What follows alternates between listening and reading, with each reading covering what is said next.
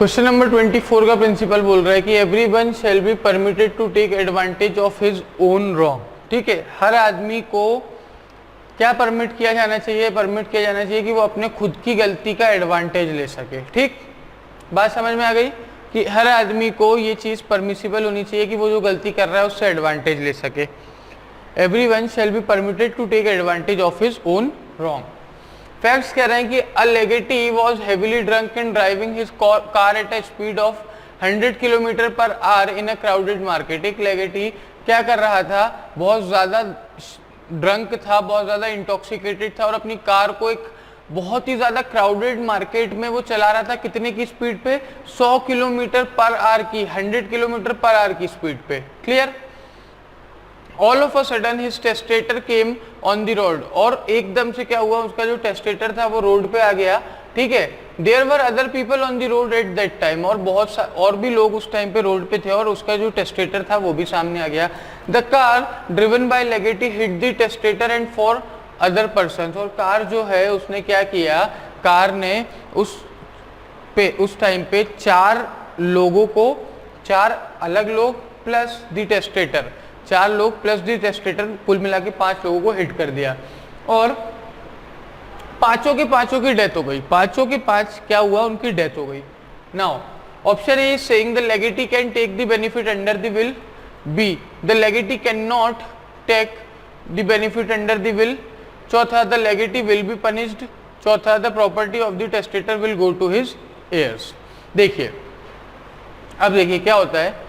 लेगेटी का मतलब क्या होता है? लेगेटी का मतलब होता है जिसको लेगेसी में प्रॉपर्टी मिलती है। बेसिकली टेस्टेटर मतलब जिसने विल बनाई और उस विल में उसने जैसे अपनी प्रॉपर्टी दी, वो क्या हुआ? वो हुआ लेगेटी। ठीक है, तो अब यहाँ पे हमारा प्रिंसिपल क्या कह रहा है कि अगर किसी ने कोई गलत काम किया है तो उसे उसका एडवांटेज मिलना चाहिए। ठीक, यहाँ पे इसने गलत काम किया है, टेस्टेटर की डेथ कॉज कर दी, तो ये पनिश किया जाएगा। लेकिन हमारे प्रिंसिपल के हिसाब से ये अपनी वो जो विल है उसका बेनिफिट ले सकता है। हमारा प्रिंसिपल तो यही कह रहा है ना। देखिए, हमारा प्रिंसिपल यहाँ पनिशमेंट की बात ही नहीं कर रहा है। क्या हमारा प्रिंसिपल किसी भी तरीके की पनिशमेंट की बात कर रहा है? नहीं कर रहा है। अगर नहीं कर रहा है तो ये पनिश्ड वाला ऑप्शन एलिमिनेट होता है। ठीक है, अब हमारे प्रिंसिपल में यही देखना है कि जो टेस्टेटर की डेथ हुई है उसकी प्रॉपर्टी लेगेटी को मिलेगी कि नहीं मिलेगी। तो ये डी ऑप्शन भी हम एलिमिनेट करते हैं और हमारा सही आंसर यही है कि the legatee can take the benefit under the will. ठीक है, वो विल के अंडर बेनिफिट ले सकता है, क्योंकि प्रिंसिपल कह रहा है कि भाई he shall be permitted to take advantage out of his own wrong. ठीक, बात समझ में आ गई। वो बात अलग है कि उसको लॉ के अंडर पनिश किया जाएगा, एवरीथिंग, वो 4 अलग लोगों को भी उसने मारा है, सब कुछ होगा। लेकिन जहां तक रही बात विल की बात हो रही है और जब हम हमारे प्रिंसिपल को हमारे फैक्ट पे अप्लाई कर रहे हैं तो हमारा आंसर क्या निकल रहा है? हमारा आंसर यही निकल रहा है कि जो लेगेटी है वो क्या कर सकता है? वो विल के अंडर बेनिफिट ले सकता है। ठीक, इसका सॉल्यूशन क्या कह रहा है कि the principle states that everyone is permitted to take advantage of his own wrongful act. ठीक है, हर आदमी को परमिट किया जाता है कि वो अपने खुद के रॉन्गफुल एक्ट का क्या ले सके? ठीक है, रॉन्गफुल एक्ट का क्या ले सके? बेनिफिट ले सके। और इस केस में अगर देखा जाए तो जो लेगेटी है, ठीक है, जो पर्सन है जो लेगेसी को रिसीव कर रहा है, वो उस विल के अंडर, ठीक है, जो टेस्टेटर ने जो विल बनाई है, पर्सन हु गिव्स लेगेसी और मेड अ विल, ठीक है, मेक्स अ विल, ठीक है, उसके अंडर वो बेनिफिट ले सकते हैं according to the principle. Clear है बात? ठीक, चलिए तो आगे बढ़ते हैं और क्वेश्चन नंबर 25 देखते हैं। Property can be transferred only by a living person to another living person. Property एक जिंदा आदमी दूसरे जिंदा आदमी को ही ट्रांसफर कर सकता है। ठीक है, कोई मर चुका है उसकी प्रॉपर्टी वो ट्रांसफर नहीं कर सकता है, या किसी मरे हुए की प्रॉपर्टी को किसी दूसरे को मतलब किसी मरे हुए को कोई आदमी प्रॉपर्टी ट्रांसफर नहीं कर सकता है। ठीक है, मान लीजिए ए की डेथ हो गई है तो बी अपनी प्रॉपर्टी ए को ट्रांसफर नहीं कर सकता। क्यों? Because he is not a living person. Clear है बात? चलिए, फैक्ट्स क्या कह रहे हैं? A transfers property of which he is the owner in favour of the unborn child of B. A क्या करता है? ठीक है, ए क्या करता है? ए ट्रांसफर कर देता है प्रॉपर्टी किसको? एक अनबॉर्न चाइल्ड को। किसके अनबॉर्न चाइल्ड को? बी के अनबॉर्न चाइल्ड को। ठीक है ना? अब देखिए वैसे जब हम लॉ की बात करते हैं तो अनबॉर्न चाइल्ड को प्रॉपर्टी ट्रांसफर हो सकती है ना, लेकिन ये आप कहाँ पढ़ेंगे, ये सारी चीजें आप पढ़ेंगे लॉ स्कूल में, है ना। लॉ स्कूल में जब आप ट्रांसफर ऑफ प्रॉपर्टी एक्ट पढ़ेंगे तो उसमें आपको ये चीज़ बताई जाएगी कि एक अनबॉर्न चाइल्ड को कैसे प्रॉपर्टी ट्रांसफर की जाती है, ठीक है। लेकिन वो अभी हमारा कंटेंशन नहीं है, हमारा कंटेंशन ये है कि प्रॉपर्टी लिविंग टू लिविंग में ही ट्रांसफर होगी। जब हम लॉ के हिसाब से देखते हैं तो unborn child and living person are two different entities, ठीक है, एंटिटीज, ठीक। अनबॉर्न चाइल्ड को लिविंग नहीं माना जाता, दो although he is living but he is not in the world, ठीक, तो उसको प्रॉपर्टी ट्रांसफर नहीं हो सकती। तो हमारा आंसर क्या होगा कि property can not be transfer to the unborn child, ठीक। और हमारा ए ऑप्शन क्या बोल रहा है, property can be transfer to the unborn child, no. Property can be transfer to B, यहाँ पे बी की बात ही नहीं हो रही है। Property will be transfer to the unborn child after his birth, देखिए आफ्टर बर्थ और ये सब नहीं, यहाँ पे उसने ऑलरेडी ट्रांसफर कर दी। देखिए आफ्टर बर्थ तो हो ही जाएगी, आफ्टर बर्थ तो एक लिविंग पर्सन हो जाएगा, है ना। सॉल्यूशन क्या कह रहा है, सॉल्यूशन कह रहा है कि in the eyes of law an unborn child is seen differently than a living being. Law की आईज में अगर देखें तो अनबॉर्न चाइल्ड थोड़ा डिफरेंटली देखा जाता है as compared to in comparison with living being, therefore property rights can not be transfer to the unborn child. और अगर उस हिसाब से देखा जाए तो जो प्रॉपर्टी राइट्स हैं वो किसको ट्रांसफर नहीं किया जा सकते, अनबॉर्न चाइल्ड को, ठीक है। और जब हम transfer of property act TPA में भी देखते हैं तो अनबॉर्न चाइल्ड को डायरेक्टली प्रॉपर्टी ट्रांसफर नहीं होती, उसमें भी प्रायर इंटरेस्ट क्रिएट किया जाता है। तो इन सारी चीज़ों में आप अभी मत फंसिए कि क्या प्रायर इंटरेस्ट होता है, कैसे अनबॉर्न चाइल्ड को, ये सारी चीज़ें आपको आपके थर्ड ईयर में पढ़ने को मिलेंगी, तब पढ़िएगा आराम से। अभी आपने को ये नॉर्मल सिंपल सा प्रिंसिपल देखना है, उस सिंपल से फैक्ट्स पे अप्लाई करके एक छोटा सा कंक्लूजन डिराइव करना है, इसमें हमें बहुत सी चीज़ें नहीं सोचनी है। क्लियर है बात, चलिए अगर यहां तक क्लियर है तो नेक्स्ट क्वेश्चन की ओर बढ़ते हैं। Question number 26, an interest created dependent upon a condition fails, ठीक है। एक इंटरेस्ट अगर क्रिएट किया गया किस पे, एक कंडीशन पे, और वो कंडीशन अगर फेल हो जाती है, ठीक है, interest created dependent upon a condition fails if the fulfillment of the condition is impossible, ठीक है। तो एक इंटरेस्ट किस पर डिपेंड है, अगर एक ऐसा इंटरेस्ट क्रिएट किया गया है जो कि एक कंडीशन पर डिपेंड है, तो वो कब फेल हो जाएगा, वो तब फेल हो जाएगा जब उस कंडीशन का फुलफिलमेंट कैसा हो जाएगा, उस कंडीशन का फुलफिलमेंट इम्पॉसिबल हो जाएगा। कैसा हो जाएगा, इम्पॉसिबल हो जाएगा। क्लियर है। फैक्ट्स कह रहा है यहाँ पे कि A promises to pay rupees 10 lakh to B on condition that he shall marry as daughter. A promise करता है किसको, बी को, कि मैं तुम्हें 10 लाख रुपए दूंगा अगर तुम मेरी बेटी सी से शादी कर लोगे, ठीक है। लेकिन जिस डेट को on which A gave rupees 10 lakh to B, she was dead, लेकिन जिस डेट को वो 10 लाख रुपए बी को दे रहा था, सी की डेथ हो चुकी थी। क्या हो चुका था, सी की डेथ हो चुकी थी, सी इस दुनिया में ही नहीं थी। तो देखिए ए बी से बोल रहा है कि तुम सी को शादी करो, ठीक है, जो कि क्या है, जो कि डेड है ना, डेड है। तो अब ये बताइए क्या ये कंडीशन फुलफिल हो सकती है, ये कंडीशन इम्पॉसिबल नहीं हो चुकी है, वो शादी कर ही कैसे सकता है, एक डेड बॉडी से शादी करेगा क्या, नहीं करेगा ना, ठीक है। तो यहाँ पे जो इंटरेस्ट है वो क्या हो जाएगा, वो इंटरेस्ट फेल हो जाएगा, इंटरेस्ट क्या हो जाएगा, फेल हो जाएगा, है ना। Interest fails because of impossible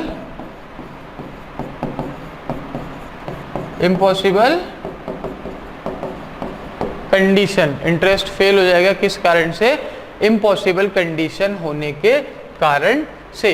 clear है बात, चलिए। तो ये बोल रहा है B's interest does not fail, no. B's interest fail because of prohibition by law, नहीं। B's interest fail because of immorality, no. B का इंटरेस्ट नॉर्मली फेल हो रहा है किस कारण से, हमारा कंडीशन जो रीजन दे रहा है उस कारण से, ठीक है। सॉल्यूशन क्या बोलता है, सॉल्यूशन बोलता है कि in this case the interest was created in B getting 10 lakh and the condition is to marry C, ठीक है। इंटरेस्ट क्या क्रिएट किया गया था कि बी को 10 लाख रुपए मिलेंगे और कंडीशन क्या थी कि उसे सी से मैरी करना था, लेकिन सी की डेथ पहले ही हो चुकी थी, सी की डेथ पहले ही हो चुकी थी। क्लियर है बात, है ना। और क्योंकि सी की डेथ पहले ही हो चुकी थी तो वो जो कंडीशन उस इंटरेस्ट के साथ लगाई गई थी वो कैसी हो गई थी, वो इम्पॉसिबल हो गई थी। कैसी हो गई थी, इम्पॉसिबल हो गई थी। इसलिए बी का इंटरेस्ट फेल हो जाएगा। क्या हो जाएगा? बी का इंटरेस्ट फेल हो जाएगा। क्लियर है बात? चलिए क्वेश्चन नंबर 27 और देख लेते हैं। ठीक है, टोटल 50 क्वेश्चन है हमारे पास। क्वेश्चन नंबर 27 पे आ गए, हमने आधे से ज़्यादा क्वेश्चन सॉल्व कर लिए हैं। इस चीज़ की आप खुशी मनाइए। चलिए, तो इसका प्रिंसिपल क्या कह रहा है? इसका प्रिंसिपल कह रहा है कि a condition must be complied with after the happening of the event to which such a condition is attached. ठीक है, एक कंडीशन अगर किसी इवेंट के साथ अटैच हुई है तो वो, ठीक है, उसे कंप्लाई करना पड़ेगा। ठीक है, कब? जब वो इवेंट हो चुका है। ठीक, एक कंडीशन कब कंप्लाई की जानी चाहिए? ठीक है, अगर वो किसी इवेंट के साथ अटैच्ड है तो वो अगर इवेंट हो गया है तो उसके बाद आपको उस कंडीशन को कंडीशन के साथ कंप्लाई करना पड़ेगा, उस कंडीशन को फुलफिल करना पड़ेगा। फैक्ट्स क्या कह रहे हैं कि ए प्रोमिसेस टू पे ₹5,000 टू बी। ए प्रॉमिस करता है बी को 5,000 रुपए देने के लिए। किस कंडीशन पे? कि वो किसकी कंसेंट से मैरी करेगा? सी, डी और ई की कंसेंट से मैरी करेगा। ठीक है, वो सी, डी और ई की कंसेंट लेके अगर शादी करेगा तो ए उसे कितने पैसे देगा? ए उसे 5,000 रुपए देगा। B marries without the consent of C, D and E. B क्या करता है? बी सी, डी और ई की कंसेंट के बिना शादी कर देता है, लेकिन शादी के बाद उनकी कंसेंट को ऑब्टेन कर लेता है। क्या कर लेता है? शादी के बाद वो सी, डी और ई तीनों की ही कंसेंट को ऑब्टेन कर लेता है। ठीक है, अब हमारा प्रिंसिपल क्या कह रहा है कि a condition must be complied with. ठीक, एक कंडीशन अगर किसी इवेंट के साथ जुड़ी हुई है, यहाँ पे इवेंट क्या है? यहाँ पे इवेंट क्या है? इवेंट है marriage of B. Marriage of B event है। ठीक, उसके साथ कंडीशन क्या लगी हुई है? उसके साथ कंडीशन लगी हुई है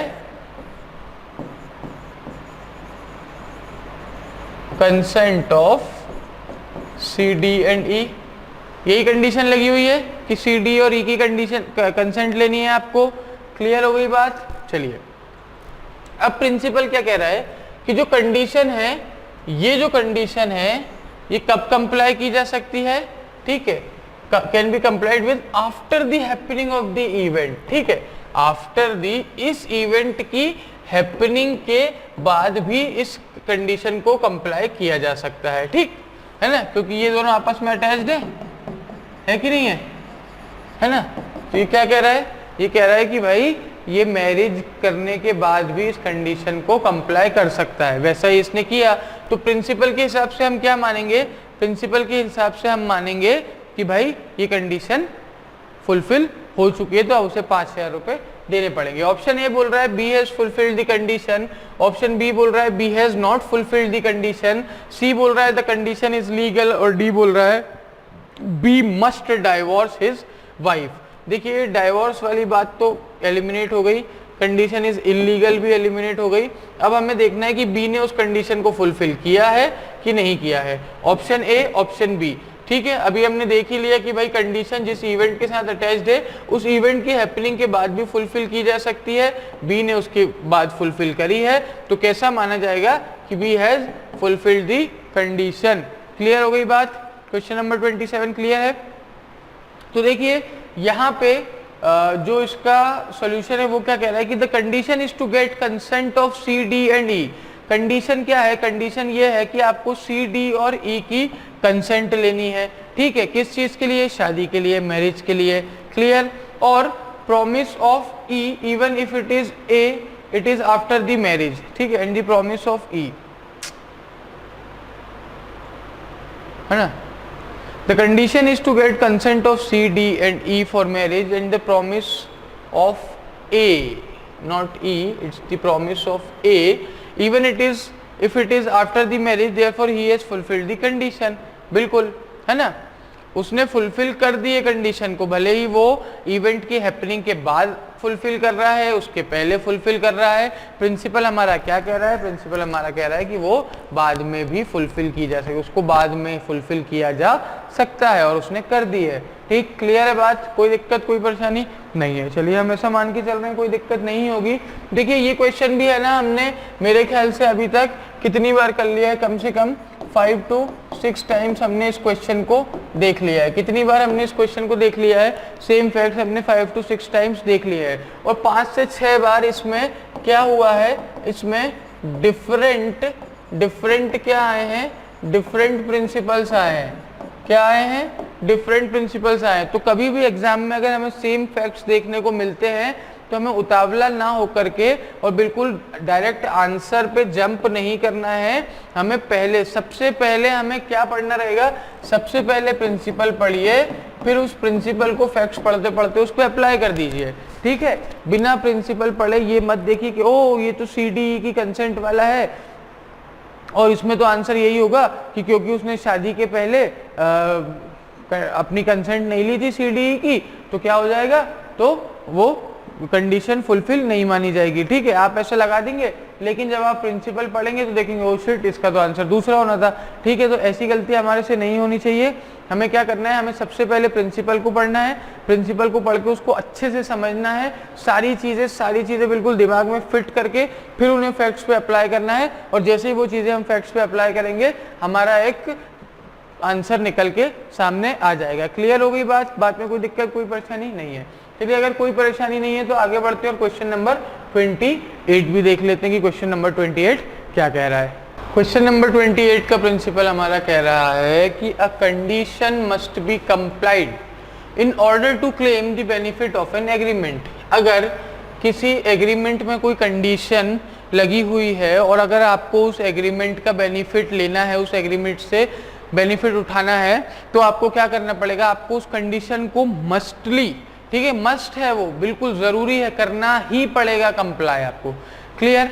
चलिए, फैक्ट्स कह रहे हैं कि A agrees to transfer a farm to B. A agree करता है किस चीज के लिए, कि वो एक फार्म किसको ट्रांसफर कर देगा, वो एक फार्म बी को ट्रांसफर कर देगा। ठीक, कंडीशन क्या है कि if B shall not go to England within 3 years after date of the agreement. अगर बी एग्रीमेंट की डेट के 3 साल बाद तक इंग्लैंड नहीं जाता है तो, ठीक, और अगर वो ऐसा करता है तो उसका इंटरेस्ट सीज हो जाएगा। क्या हो जाएगा, सीज हो जाएगा, यानी कि खत्म हो जाएगा। ठीक, B does not go to England within the term prescribed, और बी जो प्रिस्क्राइब्ड टर्म था उसमें इंग्लैंड नहीं जाता है, मतलब बी 3 सालों तक इंग्लैंड नहीं जाता है। क्लियर है। ऑप्शन ए बोल रहा है B's interest in the farm continues, B बोल रहा है B's interest in the farm does not continue, C बोल रहा है B has a fundamental right to go to England और not to go to England and hence the condition is illegal, और D बोल रहा है कि the agreement between A and B is void. Clear है। ठीक, चलिए,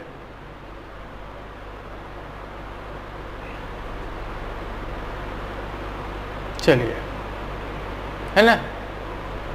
ठीक, अब देखिए क्या होता है कि A agrees to transfer a farm to B.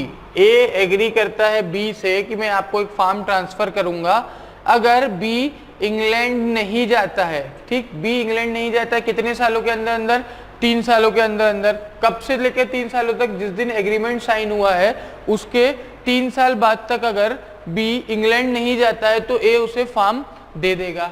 Clear है। अब उसका his interest in the farm shall cease. ठीक, B shall not go to England within 3 years after date of the agreement if B shall not go to the England. A agrees to transfer a farm to B if B shall not go to England within 3 years after date of the agreement. His interest in the farm shall cease. B does not go to the England within the term prescribed. ठीक, चलिए, तो देखिए यहाँ पे क्या बोल रहा है वो बोल रहा है कि अगर 3 सालों के अंदर अंदर बी इंग्लैंड नहीं गया तो उसका टर्म, उसका जो इंटरेस्ट है वो सीज हो जाएगा। देखिए, हम दूसरे जो क्वेश्चन पढ़ते थे उसमें हम क्या पढ़ते थे कि भाई तुम्हें 3 साल तक इंग्लैंड नहीं जाना, अगर तुम चले गए तो जो टर्म है वो सीज, जो तुम्हारा इंटरेस्ट है वो सीज हो जाएगा। यहाँ पे क्या बोल रहा है, अगर तुम नहीं गए तो तुम्हारा इंटरेस्ट सीज हो जाएगा। ठीक है, तो यहाँ पे क्या होगा, देखिए बी का जो इंटरेस्ट है ना फार्म में वो कंटिन्यू नहीं होगा। बी का जो इंटरेस्ट है फार्म में वो कंटिन्यू नहीं होगा। क्यों? क्योंकि अगर प्रिंसिपल के हिसाब से हम देखें तो B fails to keep up the condition, he fails to go to England within 3 years after the date of the agreement, और वो इंग्लैंड नहीं जा पाता है 3 सालों के अंदर अंदर, ठीक है, अगर एग्रीमेंट के हिसाब से देखा जाए। Therefore his interest in the farm does not continue and he cannot claim the benefit, और इस कारण से उसका उस फार्म में जो क्या है इंटरेस्ट है वो कंटिन्यू नहीं होगा और वो उस बेनिफिट को क्लेम नहीं कर सकता है। क्या नहीं कर सकता है? वो उस बेनिफिट को क्लेम नहीं कर सकता है। क्लियर है बात? ठीक, क्यों? क्योंकि उसको बोला गया था कि अगर तुम 3 साल के अंदर अंदर नहीं जाओगे, कहाँ नहीं जाओगे, अगर तुम 3 साल के अंदर अंदर इंग्लैंड नहीं जाओगे तो तुम्हारा फार्म में से इंटरेस्ट सीज हो जाएगा, और वो महाशय इंग्लैंड नहीं जाते हैं। कहाँ नहीं जाते हैं? इंग्लैंड नहीं जाते हैं। तो उनका जो भी इंटरेस्ट है उस पर्टिकुलर लैंड में, उस पर्टिकुलर फार्म में, वो क्या हो जाता है? वो सीज हो जाता है। क्लियर है बात? चलिए इसके बाद क्वेश्चन नंबर 29 देख लेते हैं। क्वेश्चन नंबर 29 का प्रिंसिपल क्या कह रहा है कि existence of all the alleged fact is relevant whether they occurred at the same time and place और at different time and places. ये बोल रहा है कि जितने भी एलिजिड रेलिवेंट फैक्ट्स होंगे उनकी एग्जिस्टेंस क्या होगी? उनकी एग्जिस्टेंस रेलिवेंट होगी, भले ही वो एक टाइम पे एक जगह पे हुए हों या वो एक टाइम पे अलग अलग जगह पे अलग अलग टाइम, चाहे वो एक टाइम पे एक जगह पे हुए हों, चाहे वो अलग अलग टाइम पर अलग अलग जगहों पर हुए हों, लेकिन अगर वो रेलिवेंट फैक्ट हैं तो उनकी एग्जिस्टेंस, अगर वो एलिजिड फैक्ट्स हैं तो उनकी एग्जिस्टेंस कैसी होगी? उनकी एग्जिस्टेंस रेलिवेंट होगी। ठीक है, हर उस एलिजिड फैक्ट की एग्जिस्टेंस रेलिवेंट होगी, भले ही वो एक टाइम पर एक जगह पर हुए हों या अलग अलग टाइम पर अलग अलग जगह पर हुए हो। समझ में आ गई? ठीक है। फैक्ट कह रहे हैं ए अ सिटीजन ऑफ इंग्लैंड, ए एक इंग्लैंड का सिटीजन है, is accused of committing murder of be in India by taking part in a conspiracy hedged in England. वो किस चीज का अक्यूज्ड है? वो इस चीज का अक्यूज्ड है कि उसने बी का मर्डर किया। कहां पे? इंडिया में। किस तरीके से? By taking part in a conspiracy hedged in England, by taking, ठीक है, एक कॉन्स्पिरेसी जो कि कहां पे पकाई गई? कहां पे पकाई गई? वो पकाई गई इंग्लैंड में। उसमें ए ने हिस्सा लिया उस कॉन्स्पिरेसी में बैठा, और अब उस पे क्या एक्यूजिशंस है, उसको किस चीज का आरोपी बनाया जा रहा है कि तुमने इंडिया में एक बी नाम के आदमी का मर्डर किया है। क्या किया है? बी नाम के आदमी का मर्डर किया है। क्लियर? ऑप्शन ए बोल रहा है, 4 ऑप्शन है, अब 4 ऑप्शन में से हमें सही आंसर बताना है। तो ऑप्शन ए बोल रहा है कि the facts that A accused of commission of murder and of conspiracy are relevant fact. ये फैक्ट कि ए जो अक्यूज्ड है, ठीक है, किस चीज का? मर्डर के कमीशन का और कॉन्स्पिरेसी का, दोनों ही रेलिवेंट फैक्ट है।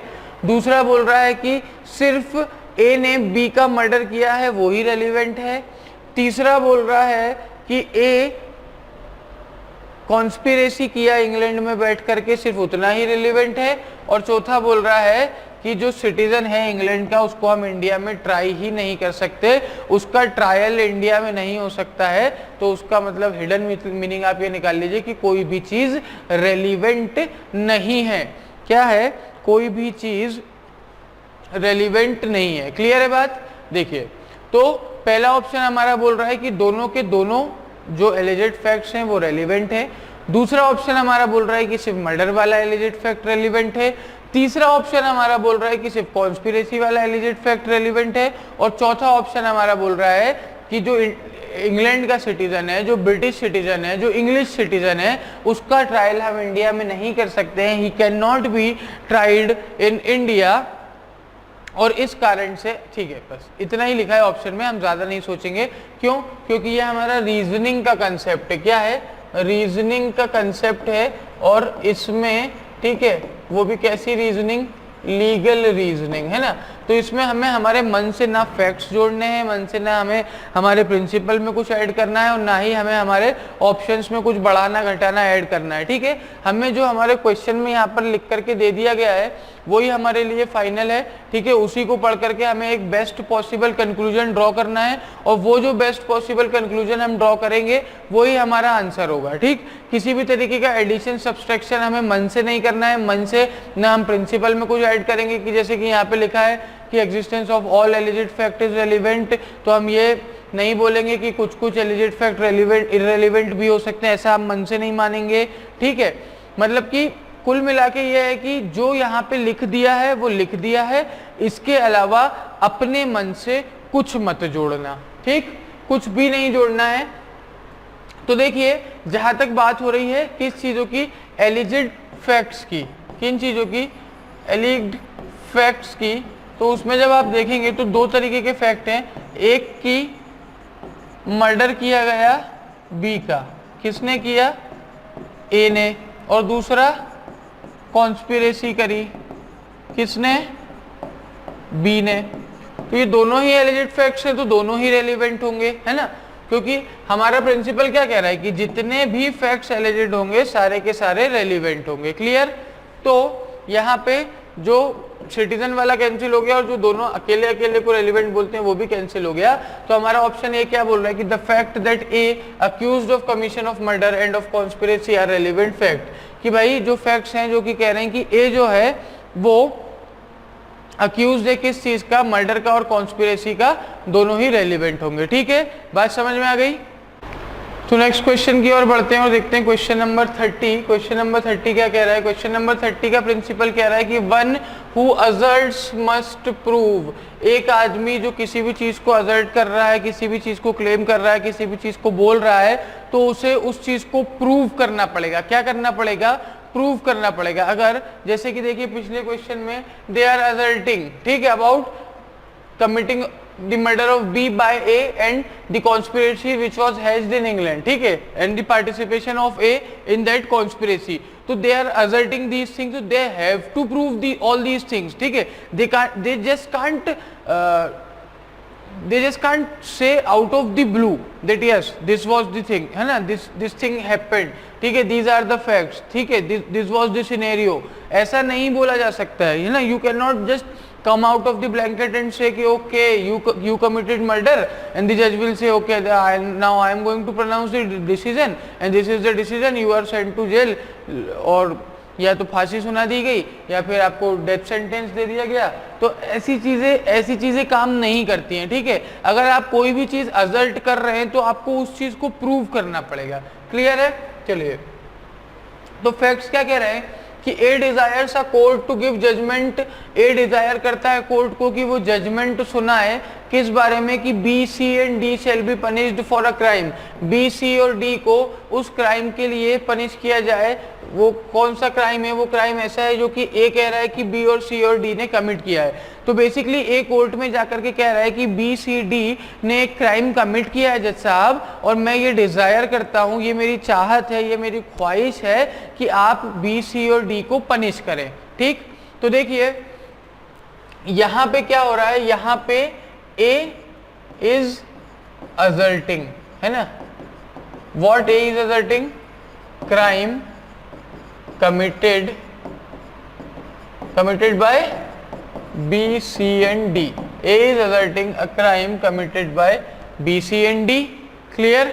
तो A बोल रहा है कि जज साहब B, C और D ने ये क्राइम कमिट किया है और मेरा मन है कि आप इन्हें क्या सुनाए, आप इन्हें पनिशमेंट दें, ठीक है, सजा सुनाए। क्लियर। कोर्ट क्या, प्रिंसिपल क्या कह रहा है कि अगर आप किसी चीज को असर्ट कर रहे हैं तो आपको प्रूव करना पड़ेगा।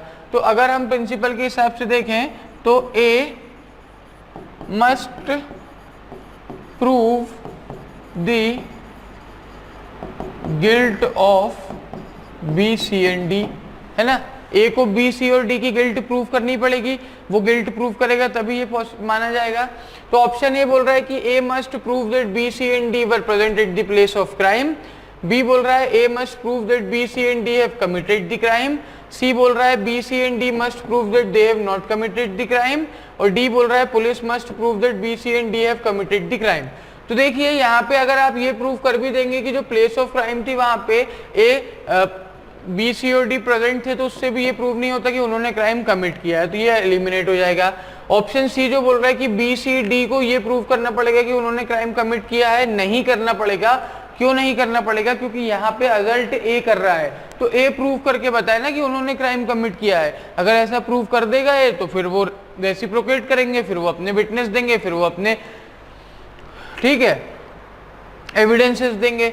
B, A must prove that B C and D have committed the crime. Obviously A को ये प्रूव करना पड़ेगा कि बी सी और डी ने क्राइम कमिट किया है, ठीक। सॉल्यूशन क्या बोल रहा है कि जब ए अक्यूज कर रहा है कि बी सी और डी ने क्राइम कमिट किया है तो उसको ये चीज प्रूव भी करनी पड़ेगी कोर्ट में, ठीक है। When A accuses that B C and D have committed the crime then he must have the same, he must prove the same in court. Mere presence at the crime seat do not says about committing crime. और बिल्कुल मियर presence अगर आपकी है crime scene पे तो इसका मतलब ये नहीं होता कि क्राइम आपने ही कमिट किया है। क्लियर है बात? चलिए तो नेक्स्ट क्वेश्चन की ओर बढ़ते हैं और नेक्स्ट क्वेश्चन देखते हैं, क्वेश्चन नंबर 31। क्वेश्चन नंबर 31 क्या कह रहा है ये और समझ लेते हैं, फिर आगे बढ़ेंगे। तो क्वेश्चन नंबर 31 पे आ गए हम लोग। क्वेश्चन नंबर 31 का प्रिंसिपल क्या कह रहा है कि फॉरेन जजमेंट बाइंड्स दी पार्टीज। जो फॉरेन जजमेंट होते हैं, जो फॉरेन कोर्ट्स सुनाती हैं, फॉरेन जजमेंट कौन डिलीवर करता है? Foreign judgment foreign courts pronounce करती हैं, ठीक है। तो वो क्या होते हैं? ठीक, वो कंक्लूसिव होते हैं। कैसे होते हैं? कंक्लूसिव होते हैं unless they are obtained by fraud. अगर वो फ्रॉड से ऑब्टेन्ड नहीं किए गए हैं तो वो कैसे जजमेंट्स होते हैं? वो कंक्लूसिव जजमेंट्स होते हैं, ठीक है। फैक्ट्स क्या कह रहे हैं? A obtains judgment from US court by producing fake document. A ने क्या किया? A produced fake documents. क्या प्रोड्यूस किया उसने फेक डॉक्यूमेंट्स प्रोड्यूस किए और ऐसे करते हुए उसने क्या किया? यूनाइटेड स्टेट कोर्ट से जजमेंट ले लिया, ठीक। कौन से कोर्ट से? यूनाइटेड स्टेट के कोर्ट से। अब यूनाइटेड स्टेट का जो कोर्ट है वो कैसा कोर्ट है? वो एक फॉरेन कोर्ट है। कैसा कोर्ट है? फॉरेन का कोर्ट है, ठीक। तो ए ने क्या किया? फ्रॉड करते हुए एक फॉरेन कोर्ट से जजमेंट ले लिया। तो अब ये जजमेंट कब तक कंक्लूसिव था? जब तक वो फ्रॉड से नहीं लिया गया था। लेकिन क्योंकि ये फ्रॉड से लिया गया है तो क्या ये कंक्लूसिव माना जाएगा? नहीं माना जाएगा, ठीक है। तो ऑप्शन क्या कह रहे हैं कि new suit can be filed in India on the same facts, judgment can be enforced in US, judgment can be enforced in India, new suit can not be filed in India on same facts. तो देखिए, जब हम बात करते हैं judgement के enforcement की judgement enforceable है कि नहीं है, तो जब इस चीज़ को हम कंसीडर करते हैं तो चाहे यूएस हो चाहे वो इंडिया हो, है ना, चाहे वो यूएस हो चाहे वो इंडिया हो, एक ऐसा जजमेंट जो कि फ्रॉड से लिया गया है वो कैसा होगा? अनएनफोर्सिएबल होगा। ना ही वो यूएस में एनफोर्सिएबल होगा ना ही इंडिया में, ठीक है। वो कंक्लूसिव ही नहीं होगा। कैसा नहीं होगा? कंक्लूसिव नहीं होगा। तो ये दो ऑप्शन आपके एलिमिनेट हो जाते हैं। अब जो दो ऑप्शन बचे हैं वो क्या कह रहे हैं? एक कह रहा है कि न्यू सूट सेम फैक्ट पे इंडिया में फाइल हो सकता है और दूसरा कह रहा है कि नया सूट इंडिया में सेम फैक्ट पे फाइल नहीं हो सकता है। जब हम हमारा प्रिंसिपल पढ़ते हैं तो हम क्या कंक्लूजन पे आते हैं कि भाई क्योंकि हमारा जो फैक्ट है, हमारा जो प्रिंसिपल है वो क्या कह रहा है कि अगर फ्रॉड से कोई जजमेंट फॉरेन कोर्ट से लिया गया है, प्रोनाउंस कराया गया है, डिलीवर कराया गया है, तो वो कैसा जजमेंट होगा? वो जजमेंट कंक्लूसिव नहीं होगा। कैसा नहीं होगा? वो कंक्लूसिव नहीं होगा। अगर वो कंक्लूसिव नहीं है तो फिर क्या किया जा सकता है? इंडिया में उन्हीं सेम फैक्ट्स पे दूसरा, ठीक, क्योंकि हमारे पास दो ही ऑप्शन बचे ना कि इंडिया में कर सकते हैं कि नहीं कर सकते। तो अगर जजमेंट कंक्लूसिव नहीं है तो इंडिया में फिर नया सूट फाइल करना पड़ेगा, क्योंकि कंक्लूसिव डिसीजन तो हमें उस चीज पे चाहिए ना। तो ऑप्शन ए हमारा सही हो जाएगा कि नया सूट इंडिया में सेम फैक्ट्स पे फाइल किया जा सकता है। और ये जो ऑप्शन है कि नया सूट इंडिया में फाइल नहीं किया जाता सकता सेम फैक्ट पे, वो क्या हो जाएगा? वो हो जाएगा आपका एलिमिनेट। क्लियर है? यहाँ तक बात समझ में आ गई। इसका सॉल्यूशन क्या बोल रहे हैं कि as the judgment is obtained by producing fake document in US court, क्योंकि जजमेंट जो है वो फेक डॉक्यूमेंट प्रोड्यूस किया गया यूएस कोर्ट में और फिर डिलीवर कराया गया, तो वो एक फर्म कंक्लूजन को लीड नहीं करता। वो जजमेंट एक फर्म कंक्लूजन को लीड नहीं करता है। इसलिए नया सूट इंडिया में फाइल किया जा सकता है सेम फैक्ट पे। नया सूट इंडिया में सेम फैक्ट पर फाइल किया जा सकता है। बात समझ में आ गई? ठीक, नया सूट इंडिया में सेम फैक्ट पर फाइल किया जा सकता है। ठीक, क्लियर है क्वेश्चन? तो आगे बढ़ते हैं। Next question number 32। Question number 32 कह रहा है कि decision of court is null and void if it is given by court which does not have any jurisdiction over the subject matter. अगर कोई ऐसा कोर्ट है जिसका उस पर्टिकुलर सब्जेक्ट मैटर पे जुरिसडिक्शन ही नहीं है और अगर वो उस पर्टिकुलर सब्जेक्ट पे कोई डिसीजन देता है तो वो डिसीजन कैसा कहलाएगा? वो डिसीजन कहलाएगा नल एंड वॉइड। कैसा? Null and void. जैसे कि मान लीजिए एक सिविल कोर्ट है ना, सिविल कोर्ट है जिसमें जुडिशियल मजिस्ट्रेट फर्स्ट क्लास बैठते हैं, तो क्या उनके पास मर्डर या रेप जैसे जो सब्जेक्ट्स हैं, जो क्राइम्स हैं, उन पे वो जजमेंट डिलीवर कर सकते हैं? नहीं कर सकते। क्यों? क्योंकि वो तो क्या है, वो तो सिविल जज है ना, सिविल जज है ना वो। तो फिर अब ये बताइए, ठीक, तो फिर क्या होगा? फिर जो सिविल कोर्ट है जिसमें सिविल जज बैठ रहे हैं, सिविल कोर्ट में जिसमें सिविल जज बैठ रहे हैं, ठीक है, एक ऐसा सिविल कोर्ट जिसमें सिविल जज प्रिसाइडिंग ऑफिसर हैं, वो क्या रेप और मर्डर पे अपना डिसीजन दे सकते हैं क्या? बताइए जल्दी से। दे सकते हैं क्या? नहीं दे सकते। क्यों? क्योंकि उनके पास वो जुरिसडिक्शन ही नहीं है। क्या नहीं है? उनका वो जुरिसडिक्शन ही नहीं है। पहली चीज, पहला एग्जाम्पल। दूसरा एग्जाम्पल अगर अपन इसी चीज का लेना चाहें तो मैं आपको बताता हूं। देखिए कि मान लीजिए इंदौर का एक डिस्ट्रिक्ट कोर्ट है। कहाँ का? इंदौर का एक डिस्ट्रिक्ट कोर्ट है, ठीक। ए और बी दो पार्टीज हैं, दोनों कहाँ की रेसिडेंट हैं? इंदौर की रेसिडेंट हैं, ठीक। दोनों के बीच में एक लैंड को लेकर के क्या है? डिस्प्यूट चल रहा है। वो डिस्प्यूटेड लैंड कहाँ पे सिचुएटेड है? इंदौर में सिचुएटेड है। दोनों पार्टीज इंदौर की रेसिडेंट हैं, दोनों के बीच में एक लैंड को लेकर के डिस्प्यूट है, ठीक। ये डिस्प्यूटेड लैंड कहाँ पे है? ये डिस्प्यूटेड लैंड इंदौर में है। तो अब ये केस अगर भोपाल का डिस्ट्रिक्ट कोर्ट सॉल्व कर देता है, कहाँ का? भोपाल का डिस्ट्रिक्ट कोर्ट सॉल्व कर देता है, तो क्या ये उनकी जुरिस्डिक्शन में है? नहीं है। ये टेरिटोरियल जुरिस्डिक्शन की बात आ जाती है कि भाई ये आपकी टेरिटरी में ही नहीं है, ये आपकी टेरिटोरियल जुरिस्डिक्शन में ही नहीं आती चीज़, ठीक। तो क्या जो इंदौर वाले लैंड डिस्प्यूट में भोपाल अपना जिसकी जुरिस्डिक्शन में ही नहीं आ रही है, वो अगर कोई डिसीजन देगा तो वो सही माना जाएगा? नहीं। क्यों? वो नल एंड वॉइड होगा। कैसा होगा? वो नल एंड वॉइड होगा। क्यों होगा वो नल एंड वॉइड? क्यों होगा जल्दी से बताइए। वो इसलिए होगा नल एंड वॉइड क्योंकि उस पर्टिकुलर कोर्ट का जुरिस्डिक्शन ही नहीं है, ठीक। ये हमने एक हाइपोथेटिकल एग्जांपल लिया है सिर्फ और सिर्फ हमारे प्रिंसिपल को समझने के लिए, ठीक। इसमें आप लॉ को ऐड मत करिए, ठीक है। लॉ जब आप सीपीसी सीआरपीसी पढ़ेंगे तो आपको पढ़ा दिया जाएगा। तो अभी हमारे इस प्रिंसिपल के कंसेप्ट को समझने के लिए हमने ये दो एग्जांपल देखे। क्लियर हो गई बात?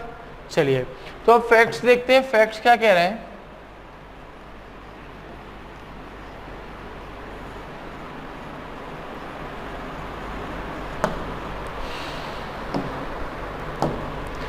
फैक्ट कह रहे हैं कि A obtains decision from a court which did not have jurisdiction to deal with the subject matter.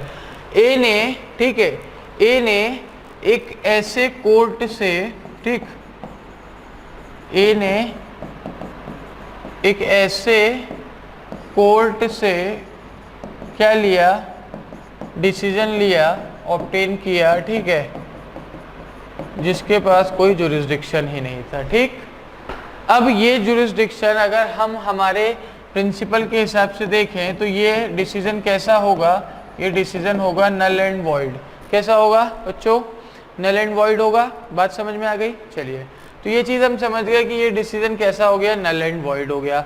अब हम अपने ऑप्शन पे आए तो पहला ऑप्शन क्या कह रहा है? पहला ऑप्शन कह रहा है कि decision can be enforced because both the parties were present. दूसरा कह रहा है decision can not be enforced because decision is null and void. तीसरा कह रहा है decision can be enforced because it is given by a court. और चौथा कह रहा है डिसीजन कैन बी एनफोर्स्ड। ठीक।